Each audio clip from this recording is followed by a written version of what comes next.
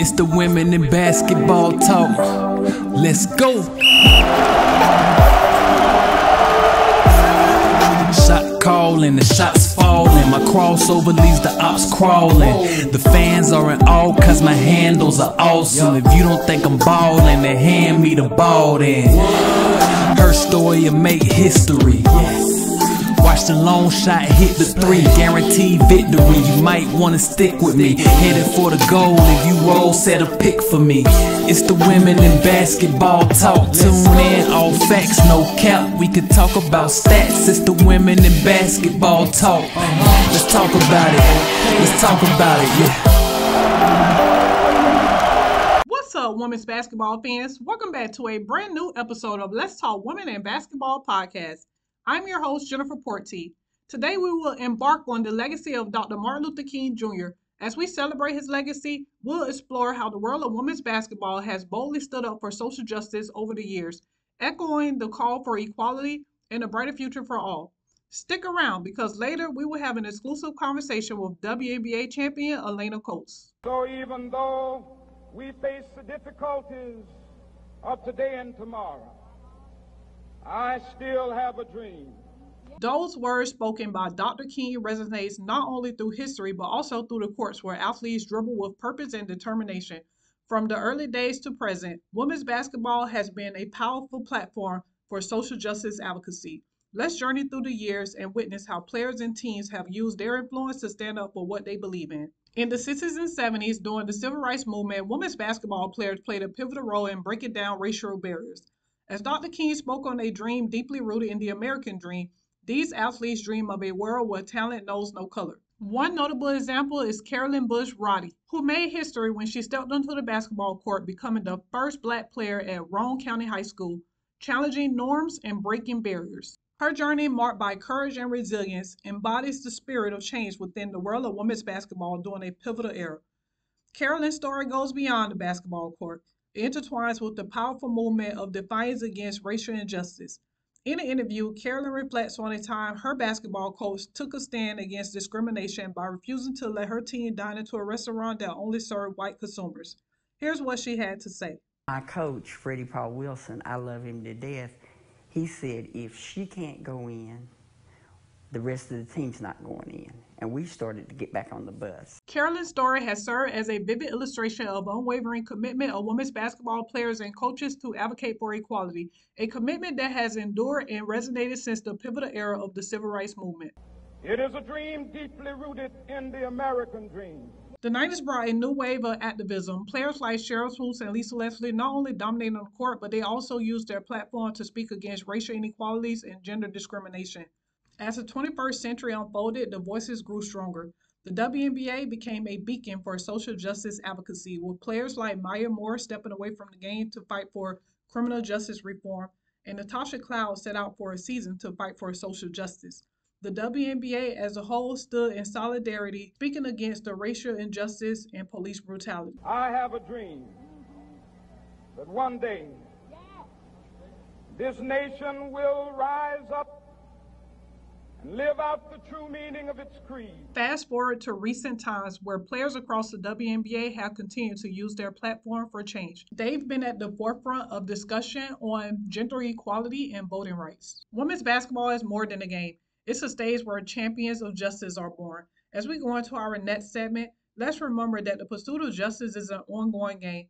And with every bounce of a ball, the echoes of Dr. King's dream inspire us to keep pushing for a brighter and more equitable future. Stay tuned for our upcoming segment where we'll have an exclusive conversation with WNBA champion Alana Coates. This is WNBA champion Alana Coates, and you are listening to Let's Talk Women in Basketball podcast.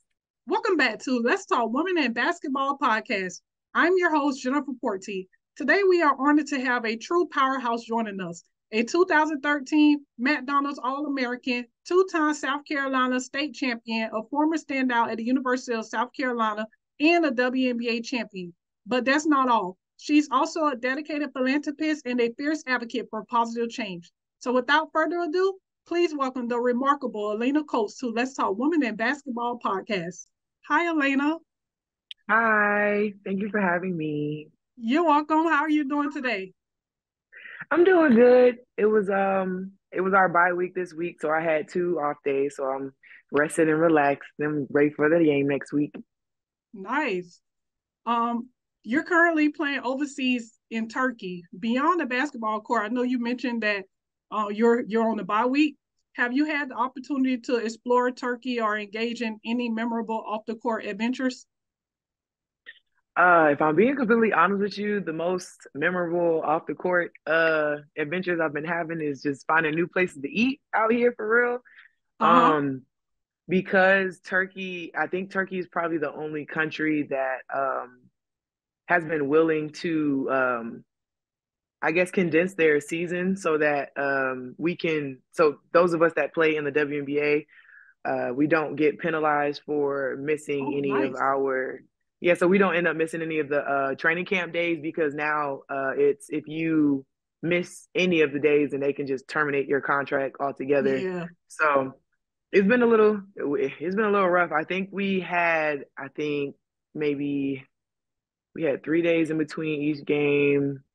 It was a lot. We had a good couple of games in between like 3 day periods, and luckily it ended with our bye week. So yeah, Oh, okay. just been trying to get it together.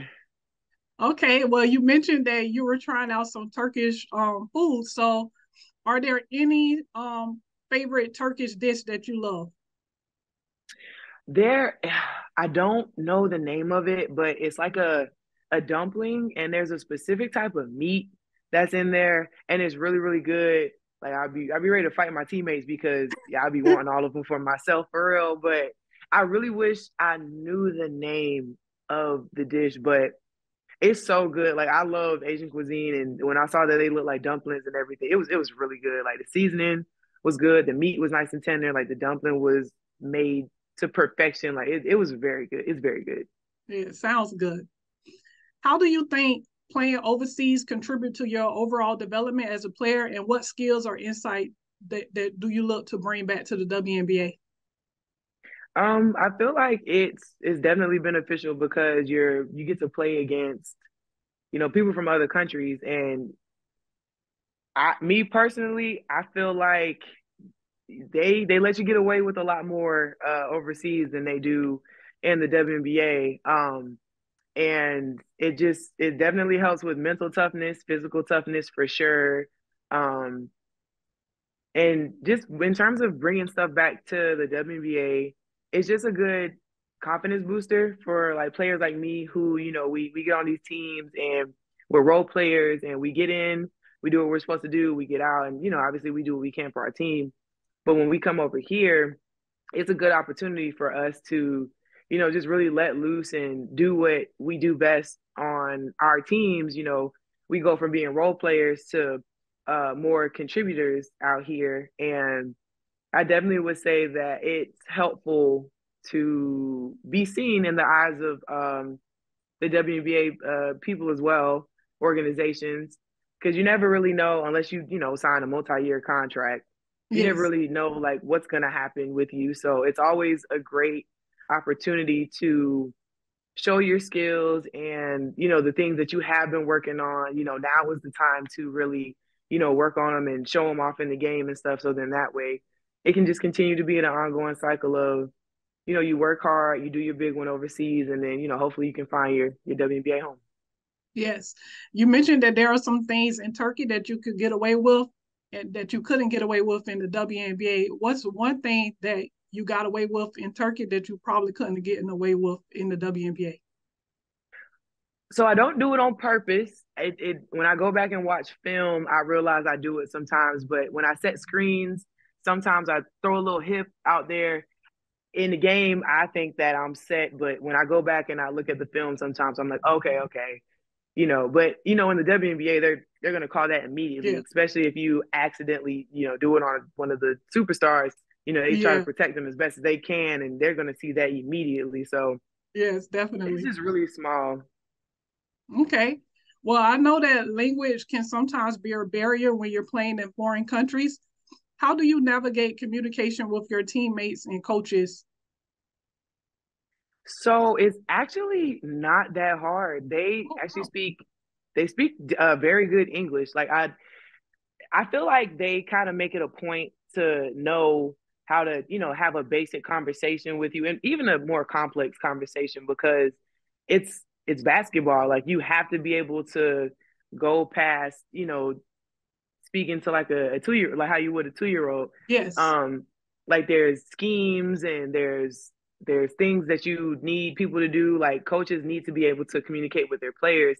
And I know they also don't want to spend money on translators. So I feel like they just take it amongst themselves to just be like, all right, we'll learn it. I will say, of all the places that I've played, this Hmm. is probably the easiest that I've been able to understand.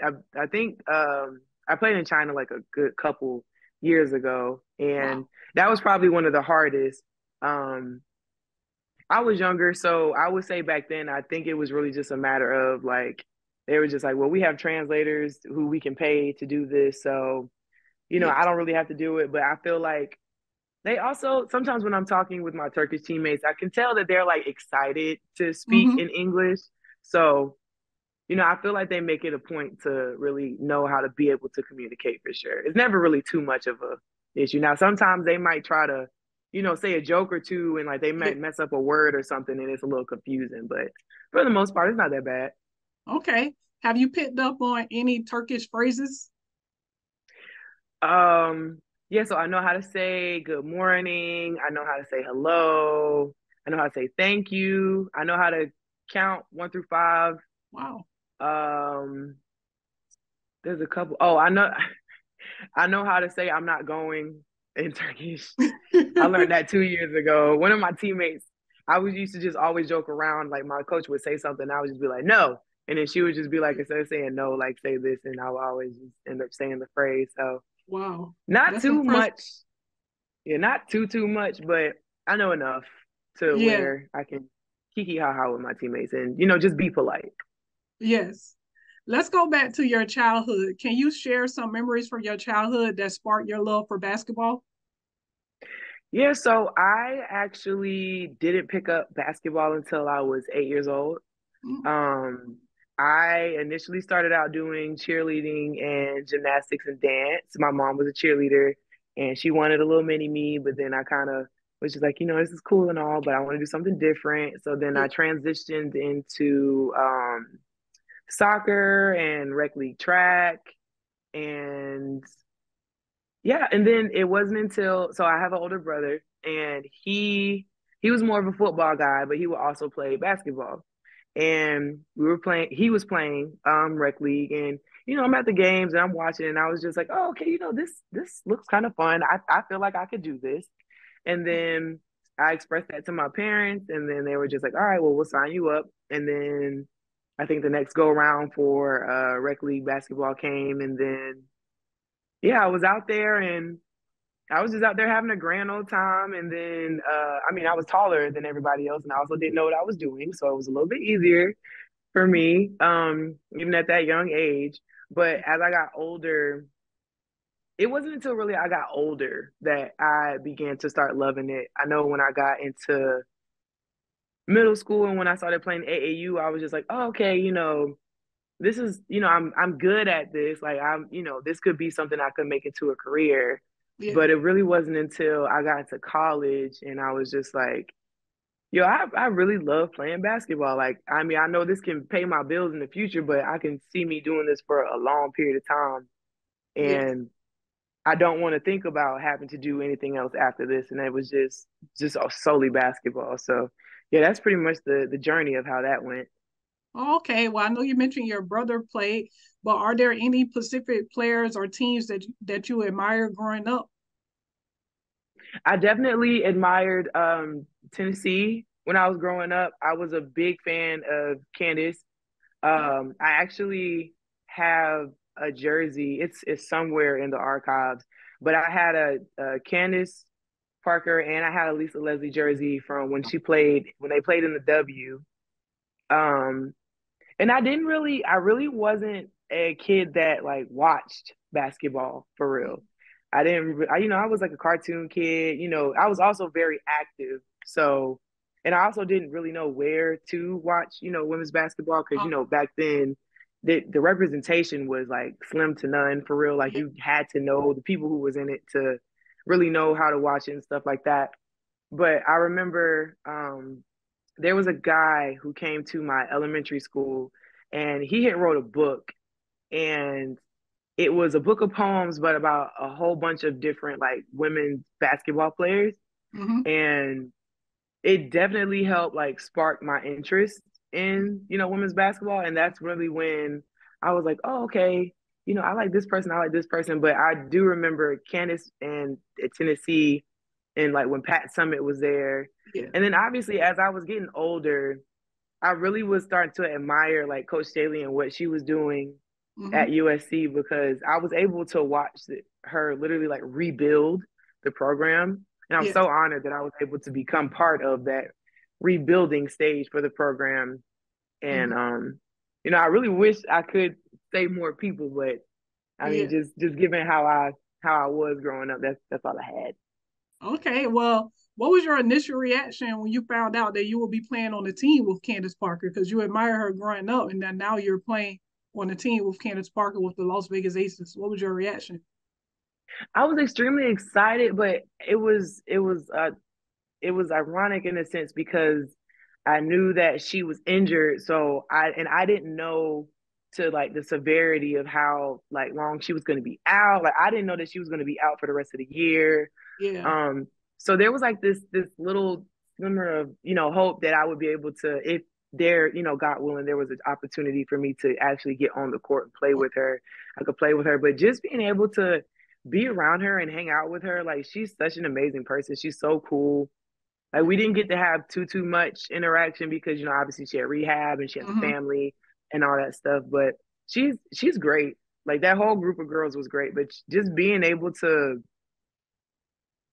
just being able to be around somebody that you idolized growing up, like it's really crazy. But it was so cool. Yes. Playing college basketball for Coach Dawn Staley must have been a unique experience. How has her coaching style influenced your game and your personal growth?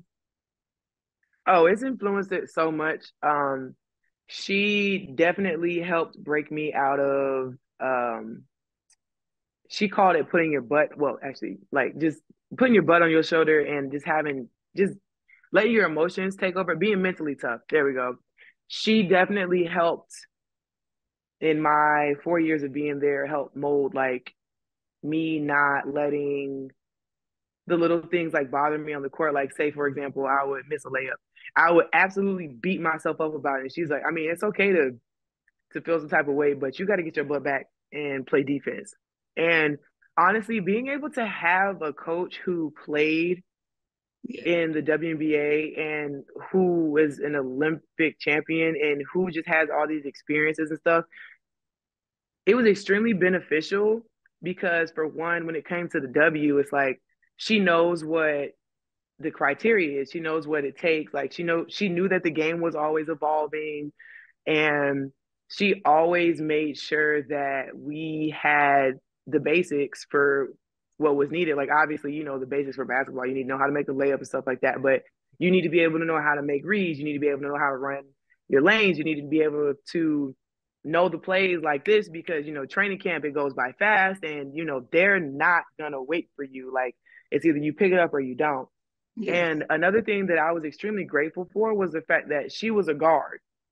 Um, she was able to help me understand what exactly it is that guards want and what they need. And I feel like for me, that helped me tremendously moving forward because I'm just like, okay, if my guard wants to get downhill to the basket and I'm gonna go set a screen, I don't need to just go and hit them. I need to hit the defender at an angle. And Yes. it's like just small little things like that. I just felt like they were extremely beneficial. Like not saying that I wouldn't have benefited from having a post coach, Mm-hmm. but I feel like she advocated for the guards, but she also advocated for the posts because then it was just like guards. If your post player is showing you her numbers, you need to throw it to her. If she's, like all those type of things. So I just feel like the way that she coaches, it's for everyone. It's not just completely catered towards one specific group. And I feel like because I was able to have that, I was able to definitely progress and benefit so much from it. Yes. What's your favorite memory with Coach Don Staley? Honestly, my favorite memories with her is always just picking her up. Like she at random, I would just always pick her up. Like she's small. Like she never had an issue with it. I call her my munchkin for a reason. And it's just like I would. And there's I can't. I don't even remember what was going on, but I remember I had posted a picture. I was scrolling through my phone, looking at old pictures and stuff, and I found this picture of her, and because normally I pick her up, but this time like I wasn't actually annoyed. I looked fake annoyed, and she was just like holding on to me like this, Uh-huh. and I was just like, what? I really wanted to remember like what got us there, but I Mm-hmm. will say too, one of my favorite memories with her was when we had a bunch of alum had came back. I want to say it was for the LSU game. Uh-huh. And after the game, she came and, she was coming to speak to all of us. And, she saw me and like, she's going through down the line and everybody, and she saw me and she just got extremely excited. And it just made me feel good because Coach Daly is really a player's coach. And Yeah. she really is a good person, which is why I don't understand why so many people be thinking so negatively of her. Mm-hmm. But it just and that was just last year, and it's like that's always going to stick with me. There's more moments that I've had like in college, but it's really like those little moments like that because it just lets me know that I made the right decision with where I decided to call home and who I decided to help me develop moving forward. And I thank God for her every day. Yes. Can you discuss how basketball became a form of strength during your most challenging times in life? I would definitely say it became a strength because it helped me it helped me be able to regulate whether it was being doing conditioning or being in the weight room, it was still all tied in with basketball, but just being on the court I felt like I was able to feel free and just release. um if I was angry, if I felt like I had an attitude, I could take it out on my opponent. If it was in practice, I would just take it out on the practice player. Not that I was beating people up, nothing crazy like that. But Yeah. it just allowed me to have an outlet to where I could just do what I do best and not foul out. Um and especially when my father passed away, it was a little rough. I didn't really know how to navigate because he was the type of person that he was basically like my second coach, but he didn't overshadow anybody. He would just have like small little cues and stuff that he would do, and I would know what it meant. And it was a little rough, and sometimes it still is a little excuse me, it still is a little hard trying to maneuver and trying to figure out how to do those things. Because like my mom and my brother, they're very supportive, and they're my coaches as well. But it was just a little different because that was my twin, like that was my guy, Yeah. and I'm still trying to figure out re um how to like do that all over again, just like without him. But I mean, obviously, I know his presence is always felt like he's still going to be there, but ultimately it's my safe space. Like Yes. and over the years, I've become more of a gym rat. Like I used to look at when they would be like, all right, there's optional shooting and stuff. I was like, nah, I'm gonna just stay inside. And now it's just like, okay, you gave us 2 off days. I feel like we should only have one because X, Y, and Z. Like, are we doing all this? So it's like it's just really become a safe haven for me, and it's just been another means of me to be able to like express myself because Yes. sometimes I don't have the best opportunities to do that, and I don't have to use my words when I play Yeah. basketball. I can just go out there and be free and be me and play. So Yes. And I also want to send my condolences to you for the loss of your father. I'm a big daddy's girl as well, because I heard that you was a big daddy's girl. So I know that had to been tough for you to lose your sidekick. And I know he's shining down on you because you're killing it right now. So I'm pretty sure Thank he's you. very proud of your accomplishment. And I know that one of your biggest accomplishment is winning the WNBA championship with the Las Vegas Aces. Can you take us back to that moment and describe the emotions and the experience that you was experiencing during that moment? If I'm being honest, it took me a minute to realize that it had happened. Honestly, my entire WNBA career hadn't made it to playoffs like ever. So I didn't really truly know what it was like. I mean, we made it to playoffs in the bubble, but we got knocked out in the first round. Mm-hmm. So it was just a little different, but it was a cool experience because I couldn't. I think the last time I had ever been in a playoff type situation was in 2017 for real, or just college in all honesty. And then first round went by and we did our thing. The next round went by, we did our thing, and then next thing you know, it's like we're going to the finals, and it's like, yo, we're going to the finals. Like this is crazy, and it's like I humble beginnings. I never think too far ahead. Like New York was absolutely a tough team, and they weren't gonna go down without a fight. Obviously, we had to go to Game 4. We went to Barclays, and they were not about to just let us have it. But Game 4, it was a little tense after Game 3 because we had lost two of our starters, Kia and Chelsea. They had went down, but the team and the organization have such a family atmosphere. Like literally the day before the game, we were just in there playing. I think it's called Hot Topic or Hot Pursuit, something like that. It was a card game, but we were just having like a feel good family moment, and we were just decompress. Like especially after that third game, we were just like, okay, we need to get back to us. Like we're a little, we're a little right now, so we gotta get back to us, and then the people who came, and because I didn't play that game, which is fine. Mm-hmm. I knew my role, and if my name was to be called, I would have went out there and did whatever Becky needed me to do. Mm-hmm. But that buzzer went off.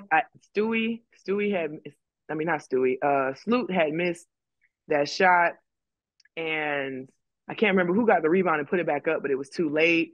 And I think I was still so stuck on the fact that she got the rebound and she made it.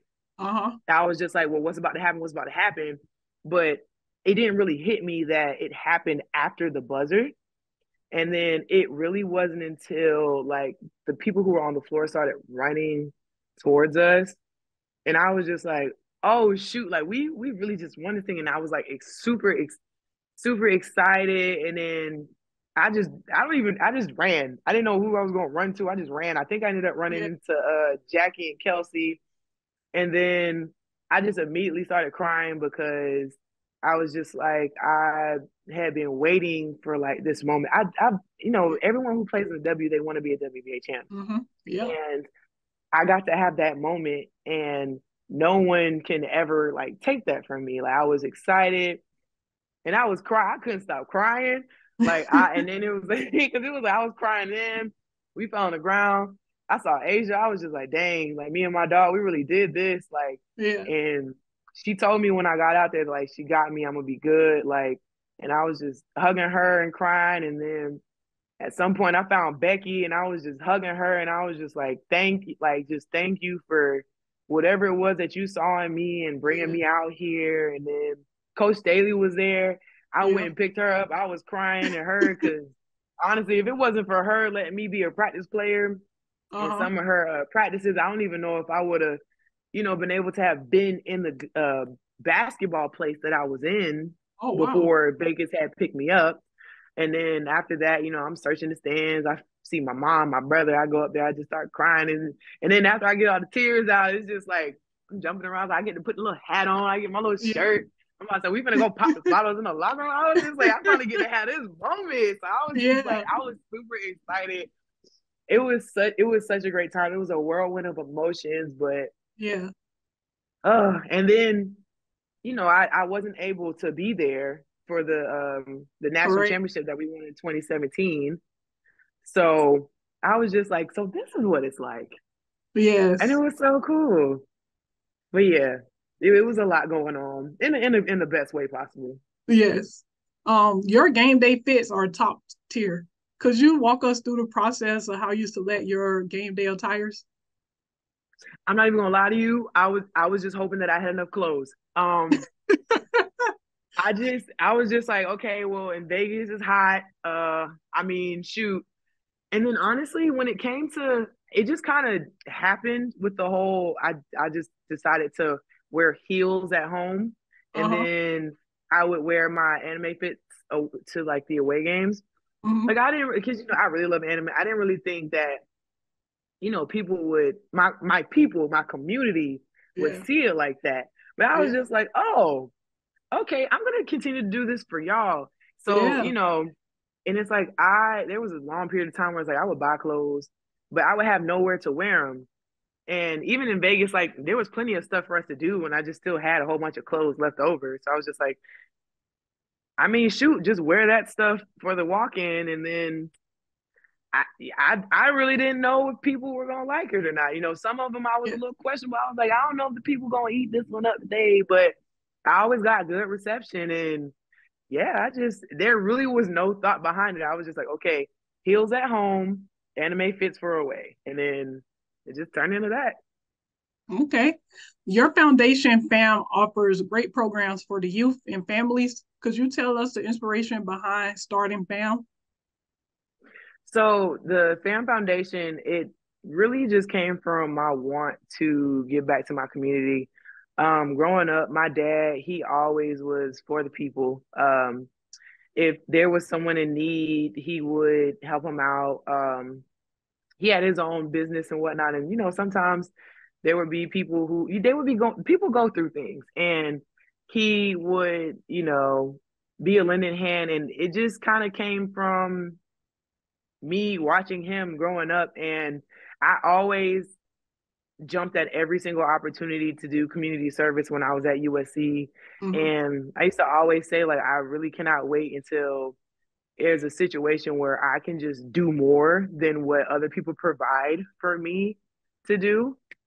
Um, and then, yeah, 3 years ago, my mom helped me, and then we were able to get the 501c3 um, official, and now the FAM Foundation is solidified, and in our second year of like full on operation, we've been able to, well, in our years of operate, we've been able to have two successful free Christmas community events, and we were able to hold a very successful book drive in the month of February, because February is about literacy, and we were able to dedicate a bookshelf to the Ronald McDonald House in Columbia, Wow. and we received almost 3,000 books. So we're still reaching out, trying to see who else would like a bookshelf, bookcase, because Yeah. we still have a lot to give. And just moving forward, with me and my board of trustees, we just got plenty more to come, especially with the new additions of our champions, who we call our champions, our volunteers, our champions. So basically, they're not necessarily our board members, but people Mm-hmm. who want to be a part of the process and who are with our mission and are just willing to help. So yeah. Okay. One of the things that caught my attention when I went to your website for FAM was the mission statement. Underneath the mission statement, you had a quote from Matthew 5, verse 16, which state, "Let your light shine before men so that they see your good work and then they glorify your Father which is in heaven." Now, that's one of my favorite Bible quotes. And I wanted to know, how does that biblical quote um, shape the vision and goals for FAM? Honestly, I just feel like I want to do everything in my power to make my actual father and my heavenly father proud. And at the end of the day, it's just been instilled in me. And I feel like there's so much that can be done in this world. Like there's so much good that people don't do and that should be done. And I'm just a vessel. And at the end of the day, as long as I've got these 2 feet, I can walk, I can talk, I can do the things that I am doing and then some. I'm going to continue to help out and just do what I can for God's children and my community and for the youth. I just feel like there's not enough of that out there, and there's so many people who can be doing so much more. And I'm just like, well, if y'all aren't going to do it, even though I can't do it on a grand scale right now, then I'll do it. Yes. What words of inspiration would you share to young girls who aspire to pursue their dreams of playing in the WNBA? I would definitely tell them to understand that it is a business and understand that the game is growing. So you have to understand that you have to be one of the very best. So hone your craft, and the things that you do well, work on those, and the things that you don't do well, definitely spend time on those, because I mean, everybody can benefit from, I'm still not the best ball handler, but I still take the time out to Practice. work on it and things like that, just to practice. And I will also tell them, don't ever compare yourself to someone else. Your timeline is your timeline, and God's timing is God's timing. When it's your time, it's going to be your time. And I definitely feel like that's what happened with me. I didn't worry about what anyone else was doing, what anyone else's career was like. I stayed my path, I stayed my course. Anyone who's followed my career, they know that it's been the less ideal thing that I have wanted, but I continue to work on me, and do the things that I was supposed to do in the off season and in my downtime. And Vegas called, and now we're a WNBA champ. So I would definitely say, just worry about you. Don't ever compare yourself. And even if your journey looks the exact same as someone else's, understand somewhere down the line things are going to change. Just continue to focus on you, continue to worry about you, because at the end of the day, you are your own person. Yes. And I would definitely tell them to enjoy the experiences, even if it's just a training camp contract. Like, take every single opportunity that you are presented. You never know what those type of things will turn into. And now in this day and age, there are more leagues and more opportunities for young women to get seen. Like, we have AU now. Yeah. I cannot remember the name of the league, but I believe Nafisa Collier and Brianna Stewart are forming a league too. Oh yeah, I heard So about that. The new league. yeah, so it's just like, just don't get down on yourself, and don't ever think that. Don't think, of course, make the WNBA a goal for sure, but don't think that because the W doesn't happen when you think it should happen, that it's never going to happen. There's other opportunities, other leagues, other ways for you to be seen and noticed. So just don't ever give up. Just keep going. Yes. Well, thank you so much, Alaina, for sharing your basketball journey with us. And I look forward to seeing what else God has in store for you. And I look forward to seeing you back on the court. Thank you so much. And thank you for having me. You're welcome. That's it for today's episode of Let's Talk Women in Basketball. Be sure to like, follow, and subscribe on YouTube, Instagram, and Facebook at Let's Talk Women in Basketball. Catch you next time.